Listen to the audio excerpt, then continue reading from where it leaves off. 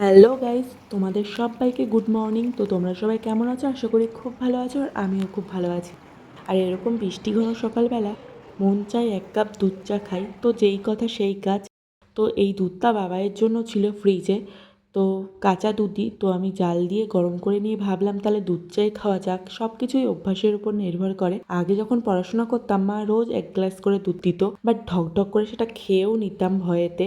আর এখন যেহেতু অভ্যাস নষ্ট হয়ে গেছে, তাতে এখন দুধ খেতে একদমই ইচ্ছা করে না। আর দুধ চাটাও একদম না খেতে পারলে খাই না, বাট খেতে তো খুবই ভালো লাগে। দুধ চা খেতে কার না ভালো লাগে বলো? নানান রকম সমস্যা দেখা দেয়, হয় গ্যাস নয় অম্বল।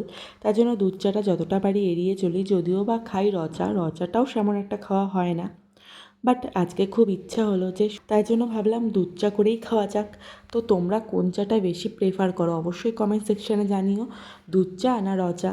তো চলো আজকের মতো ব্লগটা এই অবধি। সবাইকে টাটা, বাই বাই। নেক্সট ভিডিওতে আবার দেখা হবে। সবাই ভালো থেকো, সুস্থ থেকো। চলো টাটা।